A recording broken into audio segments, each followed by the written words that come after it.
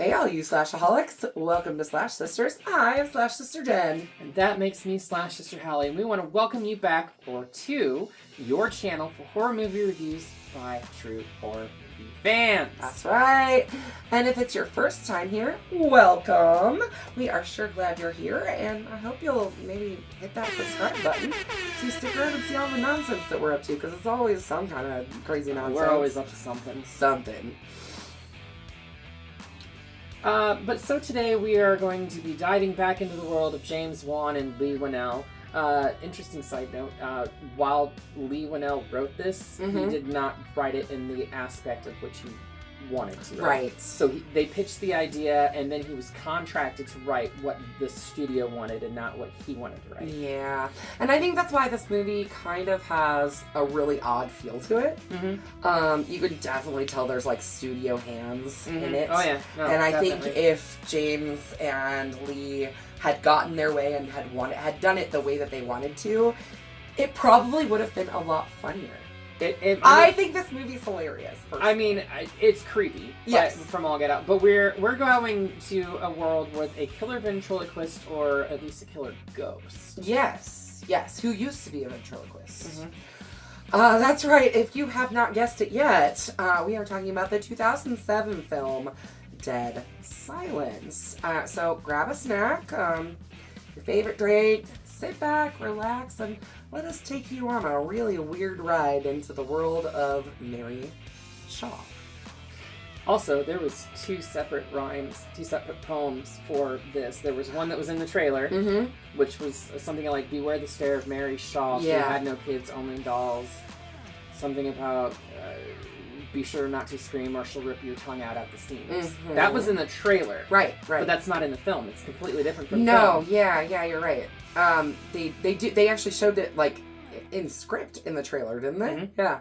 So what ends up in the film? They like don't even finish it out. They like just kind of talk it a little bit of it, right? Yeah. Right. Like the Jamie's girlfriend or whatever. I would have to look it up on IMDb, but it was one of the trivia items on IMDb. Okay. So interesting.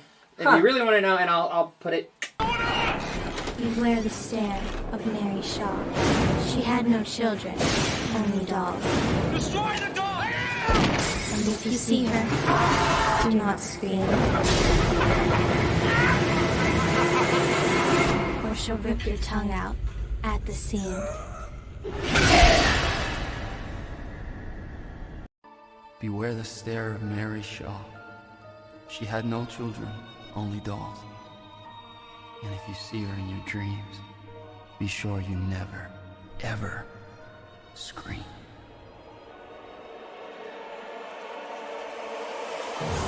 Down here, but if you want to know beforehand, go check out IMDb. Yes. So we start our story with Jamie Ashton and his wife Lisa as they receive an anonymous gift of a ventriloquist dummy called Billy. Where have we seen this before? Leigh Whannell and James Wan, they like the name Billy, it seems. And they like giving it to dummies. Yeah. Weird. Yeah. And oddly enough, we were just discussing this right before we started filming, we do get a tiny micro appearance from Billy the Puppet from Saw. It's just like a little Easter egg. It's a blink and you miss it. It's a blink and you miss it Easter egg at the end. We'll try to insert that there when we get to that later. So when Jamie, he had been fixing under this, like trying to fix the sink, right? And his wife, what's her name? Lisa, yes. His wife Lisa's like basically begging him to cook dinner because she's starving, and eventually they decide that they're going to order out, and that's when he leaves to go and pick up the food, and leaves her there with this brand new ventriloquist doll. Yeah, so as she's going about her nightly routine, she like kind of decides she's going to play a trick on him, right? Like she covers the doll up with a sheet. Yeah. Right. So she covers the doll up with a sheet and like is trying to scare Jamie or whatever. But she also puts a kettle on to boil water whilst listening to some music on a stereo. Yeah. And the sound completely and utterly drops out. Like, all ambient sound just kind of drops out to where it's dead silent. Oh. You think that's why they called it that movie? The name of the movie, Dead Silence. Yes. Are you kidding me right now? I'm joking. I'm totally joking. Okay. Of course I know that's why they called it Dead Silence. Alright. You had me going there for Really? a second. Was Yeah. that convincing? I should be an actress. Anyway, Yeah. Jamie returns to find his Beloved wife, dead with her tongue cut out of her mouth. Ripped out. Like, her mouth is like, I mean, it's, yeah. It's something. So, he is arrested for presumably killing her, because you always have to assume it's the husband. It's like rule number one in true crime. It's not even just that, but like there was no other fingerprints or traces of anybody being in the house. There was no evidence of breaking in. Mm-hmm. Yeah. Right. So. But, I mean, just rule number one is always look at the spouse. That's the first thing that cops always do. They have to. And then you look at the people closest to the person. No, I get the rules, I man. get that. I don't make the rules. I mean, sometimes I do. Jamie is interviewed by Detective Jim Lipton, played by Donnie frickin' Wahlberg. Yeah. It's his second time on our channel, ironically enough, playing another cop. In another Leigh, Whannell, and James Wan film. Well, actually, they were not in charge of part two. They were producers. Right. But yeah, so here we are. Another appearance in the Whannell universe? Whan universe? Can we call it that? Anyways. In this little universe that is James Wan and Leigh Whannell, welcome back, Donnie fucking Wahlberg as a cop again, and I don't know, constantly, I don't even know if this turns on. Oh, battery might be dead. I don't know. Oh, it does work! Yeah, constantly shaving. All the time. Every single time he's on screen. Just pretty much. shaving away. Yep. Anyways, so there you go. But yeah, Donnie fucking Wahlberg. Jamie is released though due to lack of evidence because there is no evidence. When he returns home though, he spots inside the box that Billy came in a mysterious message about Mary Shaw, the deceased ventriloquist from his hometown of Ravensfair. Love that name. I know, Ravensfair. That's fun. I'd live there. Oh yeah. Well, I don't know, not now after this, because no. by the time he gets back to Ravensfair, shit's fucking bad, man. Returning to Ravensfair, which is now old and run down, Jamie visits his estranged, wheelchair-bound father Edward and his much younger wife Ella. Ella. He then arranges for Lisa's funeral. He goes to the local mortuary and talks to Henry Walker, who's the local mortician, who has been, like, this mortuary has been in his family for forever. I mean, at least as long as he's been alive. Right, because we do get a flashback sequence later that we'll talk about later, but yeah. So while there, Henry's wife, Marion, who is suffering from some form of dementia, Alzheimer's, something along those lines, or she just actually sees things that for no one what else they does. are. Yeah, exactly. Yeah, very true. But she tells Jamie that he needs to bury Billy back out where Mary's buried. So Jamie, whilst at the cemetery, actually does find Mary Shaw's grave and goes back later to bury Billy. Yeah. But then as soon as he gets back home, like he literally walks in his door and there's fucking Billy again. No. Is it like right after that? So he, I watched it like a week ago. She watched it like this morning, so she's a little fresher than me. So he dug up his grave. Right. Put the dummy in the box, the head turned. Yeah. Covered up, everything, got back to his car, and then weird things started happening when he got to the car. Shadow play. Right. Yep. And then he gets in his car, and all of a sudden, Billy's face is right there by the fucking driver's side window. Yep. And all the sound goes out. All the sound drops out, and he opens up the door and is looking around, can't find Billy, and then he goes back to the hotel, and Billy's like there. Yeah, but it's not just Billy. It's fucking Detective Lipton, too. Yeah. Because he's the one who brought it back. Yeah. He's like, oh, hey, you tried to get rid of that evidence? Yeah. Good try, buddy. I dug it right back up.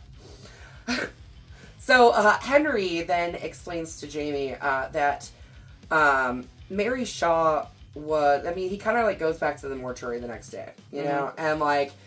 he's talking to Henry about Mary Shaw, and he explains to Jamie that she was publicly humiliated. She had like this really cool, I mean, her theater was cool. It was real cool. I'll give it that. But she was publicly shamed by a young boy who said he could see her lips moving during one of her performances. Some weeks later, Michael, The little boy, disappeared, and his family blamed it on Mary, and the townfolk basically lynched her. Yeah, I mean, they went after her. Yeah. They couldn't prove it, obviously, but... No, but they killed her anyways. Mary's last wish... Sorry. She had several last wishes. But she did. But one of her last wishes was to have her body turned into a doll and to be buried with her collection of dolls, which she called her children. Weird fucking request if you ask me. And sorry, but you were just killed for being a murderer. I can't believe they honored the request. Me either. I'd be like, nah, bitch. You are not getting turned into a fucking doll. But they fucking did it anyways, so. Henry. Blame it on the townspeople for all this shit. They brought this shit on themselves. We'll blame it on the Ashen family. Yeah. Technically. Yeah. But anyway, Henry, who was a child at the time that Mary was murdered, he was actually in the theater at the same time that this Michael kid I don't even think he humiliated her that bad, because she recovered nicely. Mm-hmm. Although it's interesting to note that scene plays out differently for different people. They see it differently. Yeah. So a lot of people, the way it's meant to be seen is the fact that she's really good at her craft and was able to carry on a conversation between herself and the dummy, right, where it sounded like they were talking over one another. How most people interpret it is that these dummies literally, these puppets literally have souls. And that's how a lot of people see it. Yeah. Is the fact that she was carrying on a conversation with a entity. Yes. Of some and kind. Not a puppet. Right. Anyway, Henry sneaks down into the mortuary. Into the basement. Embalming room, I guess. Yeah, right?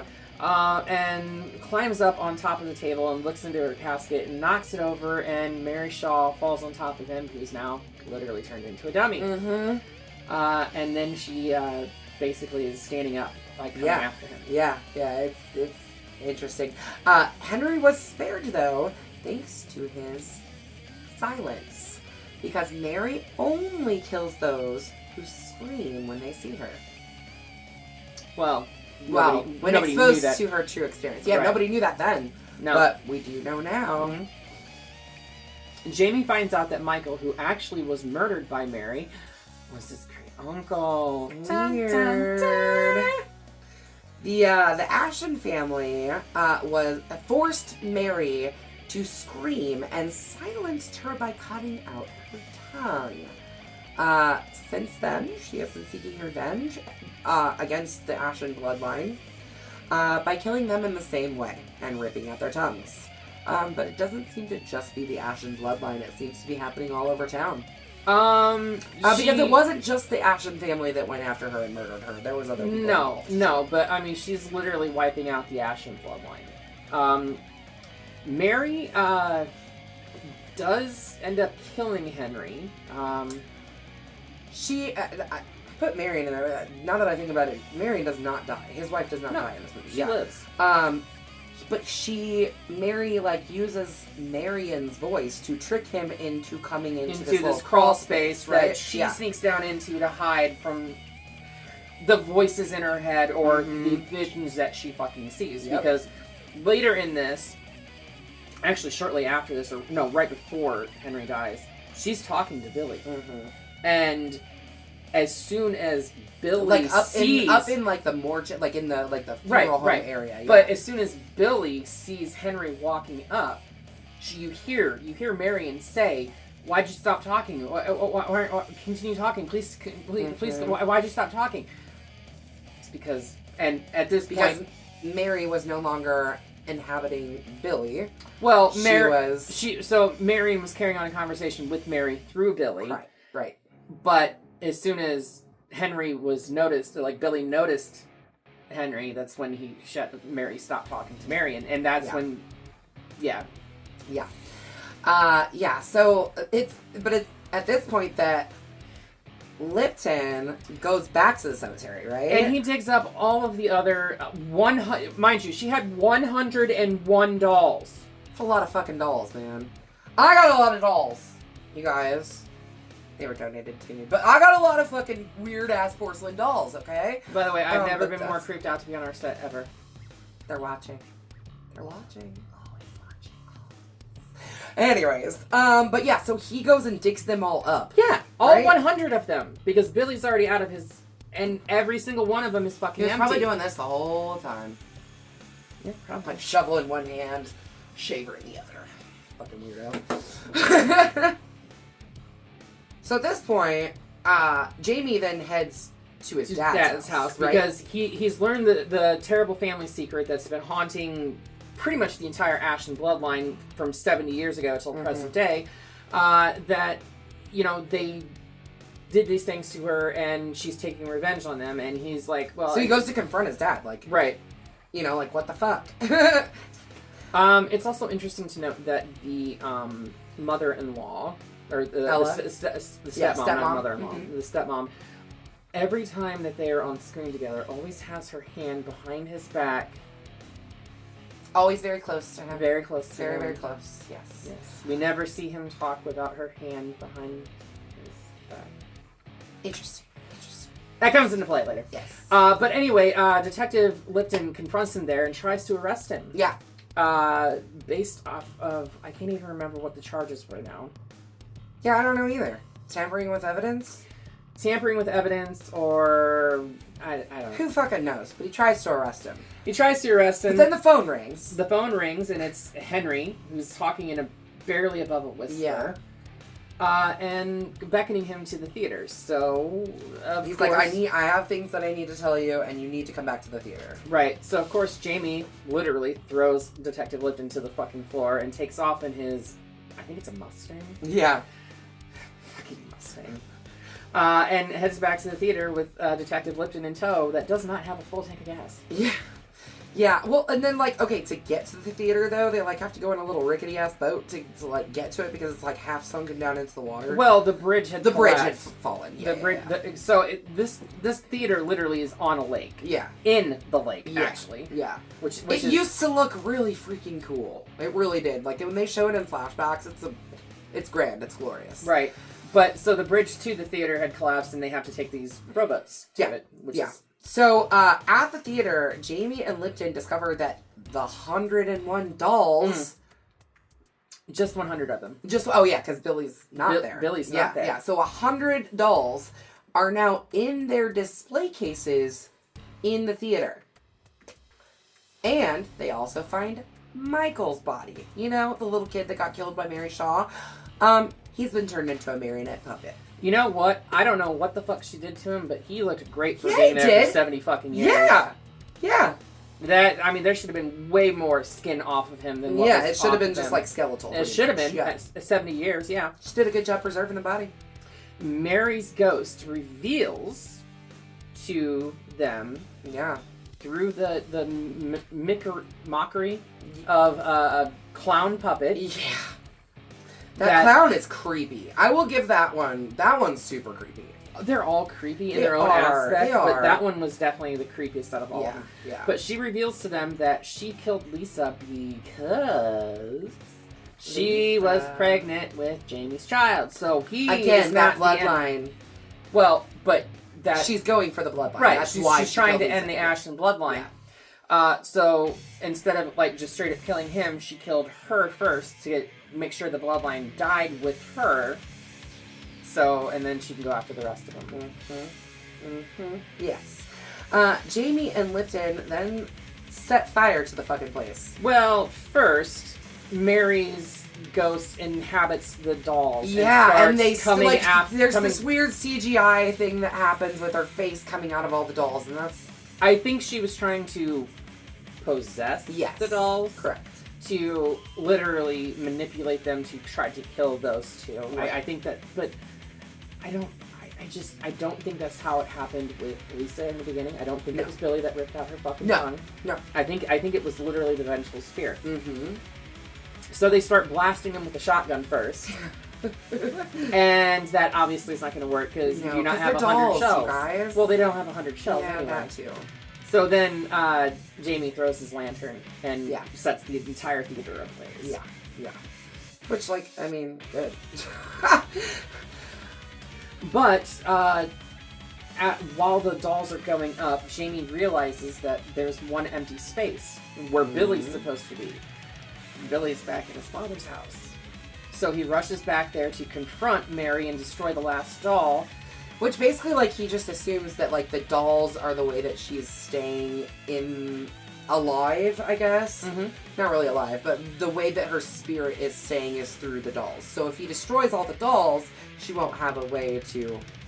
So he throws Billy in the fireplace, thinking that this is going to end whatever malevolent spirit that is attacking him. And by all rights, you think that it would, right? Yeah.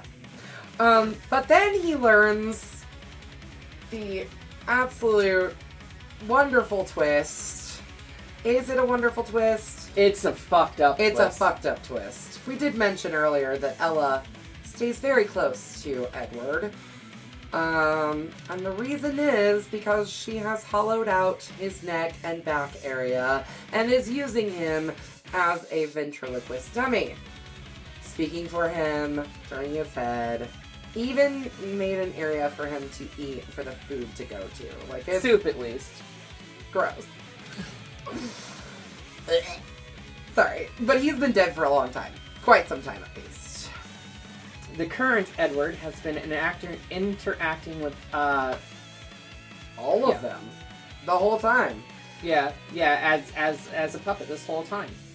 The voice provided by none other than Ella, who apparently is some... She is somehow Mary created Ella. I don't know that there's that great of an explanation. There really isn't. I mean, at least not in the theatrical cut. There is an unrated cut that is a little bit better. Yeah. And the unrated cut, I guess, has like when Mary attacks, it actually shows her ripping their tongues out. I didn't watch the unrated cut, but when she attacks, when everything goes silent and she attacks someone, it does show her like actually ripping their tongues out. So we do get like these flashes to where Jamie had found like this basically journal or logbook or whatever in Mary's theater about creating the perfect doll, and the very last page of it shows a hand-drawn picture of Ella. Of Ella. Yeah, and she is the perfect doll. I'm assuming that it's that Mary is how she created her. I do not know, because they don't explain that. But she is using Ella as her dummy. Like, she uses Ella. Mm-hmm. She inhabits Ella. That's how Ella works, I guess. I don't know. So yeah, that happened. Yeah, the movie's fucking weird. I mean, what do you expect from James Wan? Yeah. So Jamie screams as Ella becomes possessed by Mary. But you know, when you I think scream, Ella was always possessed by Mary. Yeah, she was. But if you scream, Mary's going to kill you. So Jamie suffers the same fate as everybody else. Mm-hmm. We then cut to Mary, who's flipping through a photo album of her victims: Lisa, Henry, Lipton, Edward, Ella, and Jamie.